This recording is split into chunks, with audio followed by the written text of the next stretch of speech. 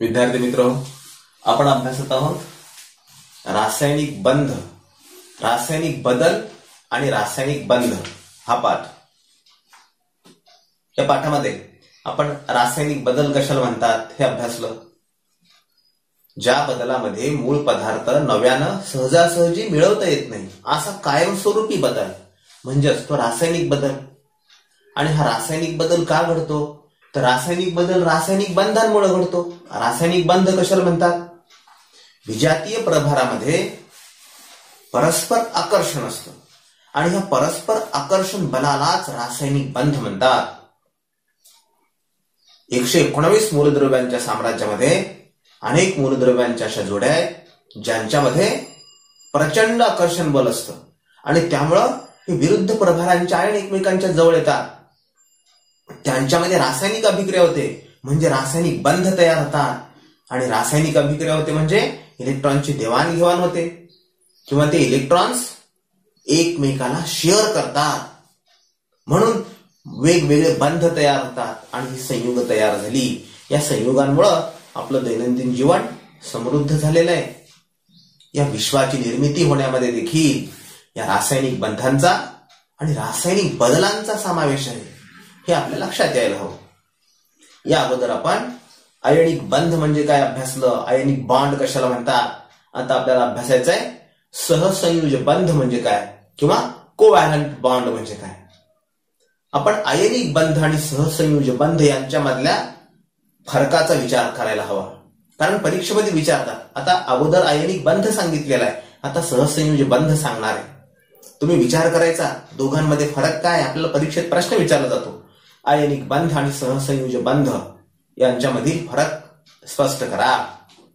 मग आयनिक बंध म्हणजे काय? परस्पर विरुद्ध प्रभार असलेले धन आयन आणि ऋण आयन यांच्यामध्ये एक स्टॅटिक इलेक्ट्रिक अट्रॅक्शन असतं. म्हणजेच काय? स्थितिक विद्युत आकर्षण असतं. परस्पर विरुद्ध प्रभार असलेल्या धन आणि ऋण आयनांमध्ये स्थितिक विद्युत आकर्षणामुळे तयार होणारा बंध म्हणजे असतो आयनिक बंध. म्हणजे तिथं विरुद्ध प्रभारांचे आयन एकमेकांना इलेक्ट्रॉनची देवाणघेवाण करतात आणि हे इलेक्ट्रॉनची देवाणघेवाण केल्यामुळं जे बंध तयार होतात त्या बंधालाच आयनिक बंध म्हणतात किंवा त्याला आयनिक बॉन्ड म्हणतात. आणि हा आयनिक बॉन्ड या का तयार होतो तर त्याच्या संयोजा कवचामध्ये जितके इलेक्ट्रॉन आहेत त्या संयोजा इतके तो बंध तयार करतो. कशासाठी घेतो? आपलं अष्टक पूर्ण होण्यासाठी किंवा आपलं द्विक पूर्ण होण्यासाठी. आणि म्हणून या आयनिक बंधालाच विद्युत संयुज बंध सुद्धा म्हणतात. हे लक्षात ठेवायचं. याचं विद्युत संयुज बंध म्हणजे काय म्हटलं की आपल्याला वाटेल मग आयनिक बंध सांगितलं होतं आणि विद्युत संयुज बंध काय? हा विद्युत संयुज बंध म्हणजे सुद्धा आयनिक बंध असतो. आपण अभ्यासलं सोडियम क्लोराईड हा आयनिक बंध आहे. मॅग्नेशियम क्लोराईड आयनिक बंधानं तयार झालेलं संयुग आहे सोडियम क्लोराईड आणि मॅग्नेशियम क्लोराईड. जसं हे आहे आणि या आकृत्या तुम्ही काढा, परीक्षेमध्ये विचारतात. त्याचबरोबर तुम्हाला पोटॅशियमचा अणुअंक किती आहे? 19. फ्लोरीनचा अणुअंक किती आहे? 9. यांच्या देखील आकृत्या काढा, त्याचं इलेक्ट्रॉन स्वरूपण रेखाटा. तुम्हाला सांगितलेले आकृत्या काढा, निश्चित आकृत्या काढा. तुम्ही प्रयत्न करा, काढता येतील. अगोदरच्या आपण काढलेल्या आहेत. त्याचबरोबर कॅल्शियम ऑक्साईड हा कॅल्शियम आणि ऑक्सिजन यांच्यापासून तयार झालेलं संयुग आहे. जसं आपण सोडियम क्लोराईडची आकृती काढली, मॅग्नेशियम क्लोराईडची आकृती काढली, तशी कॅल्शियम ऑक्साईडची सुद्धा आकृती काढा. कॅल्शियमचा अणुअंक किती आहे? 20 आणि ऑक्सिजनचा अणुअंक किती आहे? 8. म्हणजे काय? कॅल्शियमचे 2 धन आयन. कॅल्शियमचं इलेक्ट्रॉन स्वरूप लिहिलं तर बाह्यतम कवचामध्ये 2 इलेक्ट्रॉन्स राहतात आणि 2 धन आयन निर्माण करतो कॅल्शियम, म्हणजे 2 संयुज इलेक्ट्रॉन देतो. तर ऑक्सिजनच्या बाह्यतम कवचामध्ये किती इलेक्ट्रॉन असतात? 6. म्हणजे त्याला किती इलेक्ट्रॉन्स हवे असतात? 2 असतात. 2 पाहिजे असतात. मग तिथं 2 ऋण आयन तयार होतात आणि 2 धन आणि 2 ऋण यांचं जमतं. यांच्यामध्ये आकर्षण बल असतं म्हणून कॅल्शियम ऑक्साईड तयार होतो. ही पण आकृती काढा. आता आपल्याला अभ्यासायचे सहसंयुज बंध म्हणजे काय, कोव्हॅलंट बॉन्ड कशाला म्हणतात. तर जेव्हा सारखे गुणधर्म असलेले अगोदर कसले होते बघा, आयनिक बंधामध्ये विरुद्ध गुणधर्म असलेले होते. एकाला देण्याची गरज होती आणि एकाला घेण्याची गरज होती. आता इथं तसं असत नाही. इथं सहसंयोजी बंधामध्ये सारखे गुणधर्म असणारे आयनिक बंध कोणामध्ये तयार होतो? अधातू आणि धातू यांच्यामध्ये, किंवा धातू आणि अधातू यांच्यामध्ये इलेक्ट्रॉनची देवाणघेवाण होऊन तयार होणाऱ्या बंधाला आयनिक बंध म्हणतात, असं आपल्याला त्याला सांगता येईल. तर सहसंयोजी बंध म्हणजे काय? जेव्हा सारखे गुणधर्म असलेल्या मूलद्रव्यांच्या अणूंचा संयोग होतो. आता सारखे गुणधर्म असलेल्या मूलद्रव्यांच्या अणूंचा संयोग कसा होईल? विरुद्ध असायला पाहिजेत. आपण अभ्यासलं विरुद्ध, परस्पर विरुद्ध प्रभार असलेल्यांमध्ये आकर्षण असतं. आता सारखे गुणधर्म असलेले देखील त्यांच्या मूलद्रव्यांमध्ये सुद्धा त्यांच्या अणूंचा संयोग होतो. आणि जेव्हा असं होतं तेव्हा जो बंध तयार होतो त्या बंधाला सहसंयोजी बंध म्हणतात. बघा काय सांगितलं मी? जेव्हा सारखे गुणधर्म असलेल्या मूलद्रव्यांच्या अणूमध्ये संयोग होतो, या संयोगामुळे तयार होणारा जो बंध असतो त्या बंधाला सहसंयोजी बंध किंवा कोव्हॅलंट बॉन्ड म्हणतात. आणि इथं आयनिक बंध तयार होत असताना मूलद्रव्यांच्या अणूमध्ये इलेक्ट्रॉनची देवाणघेवाण होत होती. इथं देवाणघेवाण होते का? देवाणघेवाण होत नाही, कारण इथं विरुद्ध गुण नाहीत, त्यांचे सारखे गुण आहेत. म्हणजे दोघांनाही हवंच असतं, दोघांनाही पाहिजे असतात इलेक्ट्रॉन. कशासाठी? आपलं अष्टक किंवा आपलं द्विक पूर्ण करण्यासाठी. दोघांची गरज सारखी असते, म्हणजे दोघांची गरज सारखी आहे म्हणून सारखे गुणधर्म असलेले. आणि म्हणून इथं देवाणघेवाण होत नाही. इथं काय होतं? संधान होतं, शेअरिंग होतं, किंवा त्याला भागीदारी म्हणतात. भागीदारी होते. भागीदारी कळते ना? आपल्याकडं दोन बैल सांभाळण्यासाठी तेवढी जमीन नसते, किंवा दोन बैल सांभाळण्यासाठी चारा पाणी एवढा खर्च जर होत नसेल तर आपण काय करतो? तुझा एक बैल आणि माझा एक बैल, तुझं 1 एकर 2 एकर काय असेल ते त्याची मशागत त्या बैलाचा आपण दोघं मिळून तुझा आणि माझा बैल जोडायचा, झोंपायचा आणि त्या दोन्ही बैलांचा वापर करायचा. म्हणजे हे दोन बैल, एक तुझा आणि एक माझा, तो तुझाच आणि माझा माझाच. परंतु बैलांचा वापर कसा करायचा? काम करत असताना माझा बैल तुझ्यासोबत, म्हणजे तुझ्या शेतीची मशागत होईल, आणि तुझा बैल माझ्यासोबत, माझ्या बैलासोबत, म्हणजे माझ्या शेतीची मशागत होईल. म्हणजे हा एकमेकांचा बैल ही मालमत्ता सामायिक वापरली जाते. कशासाठी वापरली जाते सामायिक? आपल्या शेतीची मशागत करण्यासाठी. आपण याला भागीदारी म्हणतो. असं करतो की नाही आपण? करतो. म्हणजे एकच गोष्ट दोघांमध्ये सामायिक वापरणे, हे म्हणजे संधान करणे, किंवा याला भागीदारी करणे म्हणतात. मूलद्रव्यांचे अणू असंच करतात. इथं बैल नसतात पण इलेक्ट्रॉन असतात. नाही तर बैल म्हणाल पुन्हा, लक्षात येण्यासाठी एवढं फक्त. आता इथं सारखे गुणधर्म असलेल्या मूलद्रव्यांचे अणू हे इलेक्ट्रॉनचं संधान करतात, शेअरिंग करतात, भागीदारी करतात. म्हणजे काय करतात? हे इलेक्ट्रॉन सामायिक मालमत्ता म्हणून वापरतात. गरजेसाठी एकत्र उपयोग करतात त्याचा, आणि याच्यामधून जे बंध तयार होतात त्या बंधाला सहसंयोजी बंध म्हणतात. लक्षात आलं? मग सहसंयोजी बंध कशाला म्हणतात? यालाच कोव्हॅलंट बॉन्ड म्हणतात. याचं उदाहरण आहे हायड्रोजन. हायड्रोजनचा रेणू कसा तयार होतो? हायड्रोजनचा अणू H म्हणजे हायड्रोजन. हायड्रोजनचा रेणू कसा तयार होतो? हायड्रोजनचा अणू किती आहे? 1. सर्वात लहान मूलद्रव्यांचा अणू म्हणजे हायड्रोजन आहे. याचं इलेक्ट्रॉन स्वरूपण कसं असतं हायड्रोजनचं? फक्त 1. फार सोपं आहे हायड्रोजनचं, फक्त 1. आणि आपण याच्या अगोदर अभ्यासलो. हे हा समजा हायड्रोजनचा अणू आहे. या हायड्रोजनच्या अणूमध्ये केंद्रकामध्ये कोण असेल? प्रोटॉन. आणि इलेक्ट्रॉन कुठं असेल? याच्या बाह्यतम कवचामध्ये. आता एक प्रोटॉन मध्ये 1 इलेक्ट्रॉन. आपण हे देखील अभ्यासलं, प्रोटॉन कोणामध्ये असतो, याच्यानुसार समस्थानिक तयार झाली. कोणते कोणते? हायड्रोजन, ड्यूटेरियम आणि ट्रिटियम. ते पण पहा. आपण अणूच्या अंतरंगामध्ये याचा अभ्यास केला. आता इथं 1 इलेक्ट्रॉन आहे. मग याला काय वाटतं? हा 1 इलेक्ट्रॉन कोणाला देऊन टाकेल का? रासायनिक अभिक्रियेमध्ये 1 इलेक्ट्रॉन देऊन टाकल्याचं अस्तित्वच संपून जाईल, म्हणून हा देणार नाही. मग हा काय करेल? आपलं द्विक पूर्ण करण्यासाठी प्रयत्न करेल. म्हणजे दुसऱ्या कोणाकडून 1 मिळतो का? आता याला दुसरा कोण देईल 1? ज्याच्याकडे 1च आहे. मग आपल्याकडे 1 रुपये असल्यानंतर कोणी 1 रुपये देतं का आपल्याला? नाही. आपल्याकडे 10-5 असावे लागतात रुपये, त्यावेळेस आपल्याला 1 सहज मिळतो कोणाकडून. आणि इथं मात्र तसं होत नाही.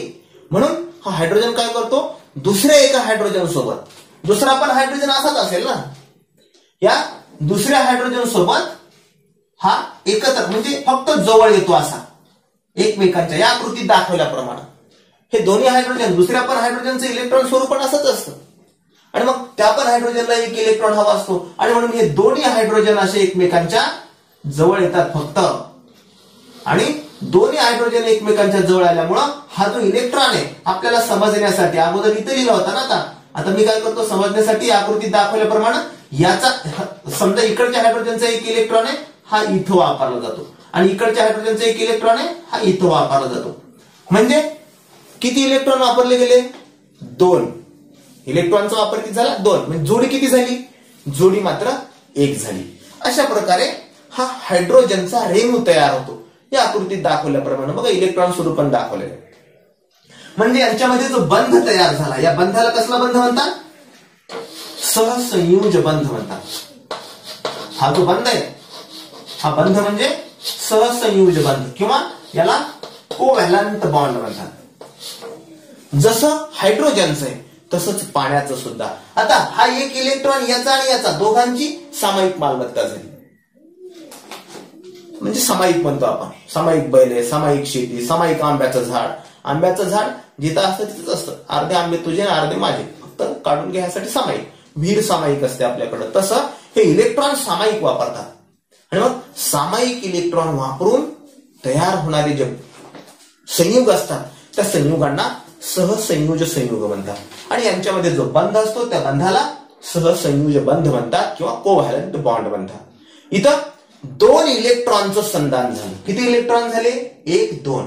2 इलेक्ट्रॉनच्या संधानामुळं बंध जो तयार झाला तो सहसंयोज बंध तयार झाला. आणि किती सहसंयोज बंध तयार झाले, एकच सहसंयोज बंध झाला. हा बंध किती झाला, एक बंध झाला. यालाच आपण हायड्रोजन म्हणतो. हा काय, हायड्रोजन, एक बंध झाला हायड्रोजन मध्ये. हायड्रोजन या 2 हायड्रोजनचे अणू एकत्र आले आणि यांच्यामधून हा सहसंयोज बंधानं तयार झालेला रेणू हायड्रोजनचा रेणू तयार झाला. म्हणजे एक लक्षात ठेवायचं, 2 इलेक्ट्रॉन्सच्या भागीदारीमुळे किंवा 2 इलेक्ट्रॉन्सच्या संधानामुळे एक सहसंयोज बंध तयार होतो. लक्षात आले उदाहरण. त्याच्यानंतर आपल्याला दुसरं उदाहरण अभ्यासता येईल, पाणी. पाणी हे सहसंयोज संयुग आहे. सहसंयोज बंधामुळे निर्माण होणाऱ्या संयुगाला सहसंयोज संयुग म्हणतात. बघा, बंध सहसंयोज, संयुग सहसंयोज. बंध आयनिक, संयुग आयनिक संयुग झालं तयार. आता पाण्यामध्ये काय होतं, पाणी कसं तयार होतं आपल्याला माहितीये. पाण्याचं रेणूसूत्र काय, H2O, हे पाणी येतं. म्हणजे काय, हायड्रोजनचे 2 अणू आणि ऑक्सिजनचा 1 अणू मिळून पाणी तयार होतं. आपल्याला इलेक्ट्रॉन स्वरूप पण माहिती आहे. हायड्रोजनचं इलेक्ट्रॉन स्वरूप पण कसं असतं, सोपं, 1, फक्त 1, त्याच्याकडे 1च आहे. ऑक्सिजनचं इलेक्ट्रॉन स्वरूप पण कसं असतं, ऑक्सिजनचा जर विचार केला तर ऑक्सिजनकडे एकूण इलेक्ट्रॉन असतात 8, त्याचा क्रमांक आहे 8 ऑक्सिजनचा. आणि मग इलेक्ट्रॉन स्वरूप पण कसा, 2 आणि 6. आणि ऑक्सिजनला किती इलेक्ट्रॉन हवे असतात तिथं अष्टक करायचं असेल तर हा 6 देऊन टाकेल का, देऊन टाकल्यानंतर त्याचं अस्तित्वच संपून जाईल. म्हणजे हा 2 इलेक्ट्रॉन कोणाकडनं मिळतात का, मिळाले नाही तर मग भागीदारी करता येते का, संधान करता येतं का, शेअरिंग करता येतं का, त्याचे आपले 6 आणि दुसऱ्याचे कोणाचे 2. मग दुसरा कोणा देतो, दुसरा कोण देईल 2, हायड्रोजन. आणि हायड्रोजनचं कसं असतं, हायड्रोजनकडं फक्त एकच इलेक्ट्रॉन असतो. म्हणजे याचं इलेक्ट्रॉन स्वरूप पण फक्त असं आहे हायड्रोजनचं, असं हायड्रोजनचं इलेक्ट्रॉन स्वरूप. आणि मग या हायड्रोजनला गरज कशाची असते, 2 होण्याची गरज असते. मग ह्याचे 2 कधी होतील, याला कोण देईल 2, कोणी देणार नाही, देवाणघेवाण होतच नाही. मग हा 1 ऑक्सिजन एकदाच 2 हायड्रोजन सोबत संधान करतो. बघा, 1 हायड्रोजन एकदाच 2, कारण एकामुळे याचं पोट भरतं का, भरतच नाही, भागतच नाही. 1 घेतला भागीदारी म्हणजे ते इथं 7 होतात, 7 घेऊन पण 7 मिळून पण बेचैन होतं. मग 7 मिळून सुद्धा जर बेचैन झालं तर काय करतो, आज तुझ्यासारखे 2 आण म्हणतो, मग माझं समाधान होतं. म्हणजे इथं 2 हे एका हायड्रोजनचा एक इलेक्ट्रॉन आणि दुसऱ्या हायड्रोजनचा एक इलेक्ट्रॉन म्हणून 2 इलेक्ट्रॉन इथं भागीदारीमध्ये घेतले जातात आणि ही अशी आकृती त्याची तयार होते.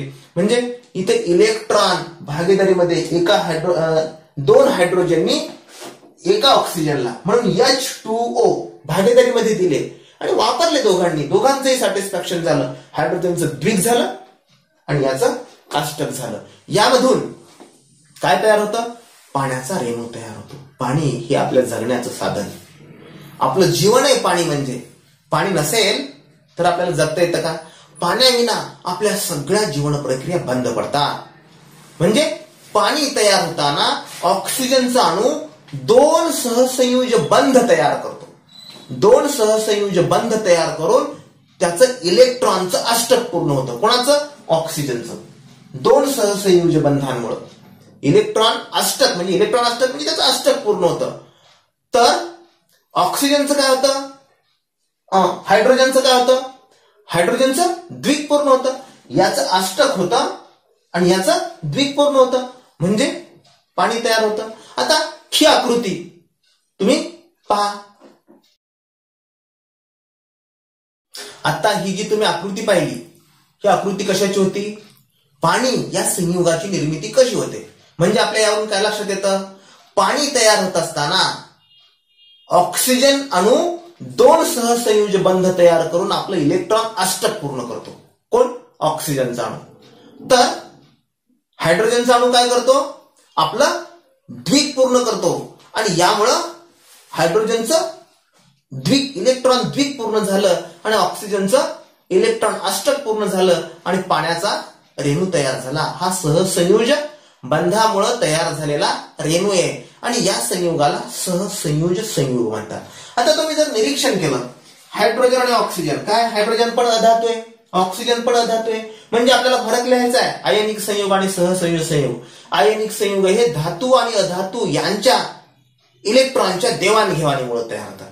तर सहसंयुज बंध हे अधातू आणि अधातू यांच्यामध्ये इलेक्ट्रॉनची भागीदारी झाल्यामुळं सहसंयुज तयार होतात किंवा इलेक्ट्रॉनचं संधान झाल्यामुळं. आपल्या पुस्तकामध्ये संधान म्हणजे शेअरिंग, इलेक्ट्रॉनची भागीदारी किंवा संधान झाल्यामुळे तयार होतात.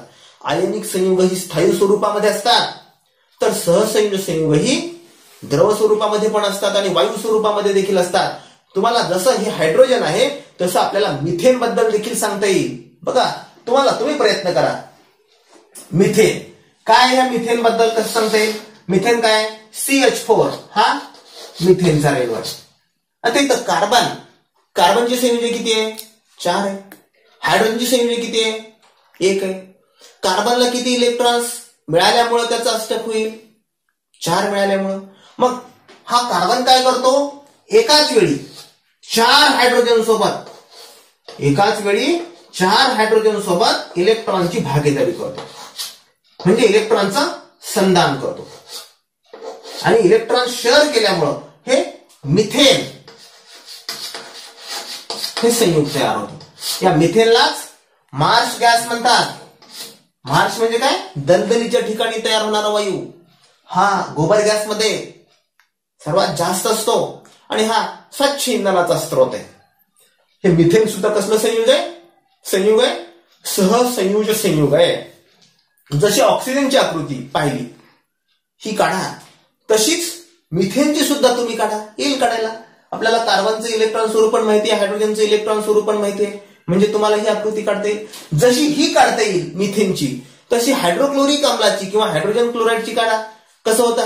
हायड्रोजनचं इलेक्ट्रॉन स्वरूप पण एकच आहे. त्याच्याकडे बाह्यतम कवचामध्ये त्याच्याकडे एकच इलेक्ट्रॉन आहे. आणि क्लोरीनचं कसं आहे? 2, 8 आणि 7 आहे. आपण अभ्यासलं सोडियम क्लोराईड तयार होताना. म्हणजे त्याला किती इलेक्ट्रॉनची आवश्यकता असते अष्टक होण्यासाठी? 1. म्हणजे हायड्रोजन आणि क्लोरीन हे सुद्धा कसलं संयुग आहे? दोघांच्या इलेक्ट्रॉनच्या संधानामुळे तयार झालेलं सहसंयुज संयुग आहे. यांच्यामध्ये सुद्धा कसला बंध तयार होतो? कोव्हॅलंट बॉन्ड तयार होतो, सहसंयुज बंध तयार होतो. अशा प्रकारे आपल्याला आयनिक बंध म्हणजे काय, आयनिक संयुग म्हणजे काय, सहसंयुज बंध म्हणजे काय आणि सहसंयुज संयुग म्हणजे काय या बाबी लक्षात आल्या असतील. जर लक्षात नसेल आले तर पुस्तक वाचा, आकृत्या पहा, परत हे व्हिडिओ पहा. ही संधी आहे तुमच्यासाठी. आणि पाठाच्या खाली असणारे सगळे प्रश्नोत्तर व्यवस्थित पाठ वाचून परत गरज पडल्यास व्हिडिओ पाहून सगळे प्रश्नोत्तर व्यवस्थित लिहा. आकृत्या मात्र काढा. परीक्षेमध्ये आकृत्या देखील विचारतात आणि या सगळ्या संयोगांमुळेच आपलं जीवन आहे, आपण जिवंत आहोत, आपण सुखी आहोत, हे विश्वाची निर्मिती सुद्धा याच्यामधून झाली आहे. हा दृष्टिकोन आपण कायम जोपासायला हवा.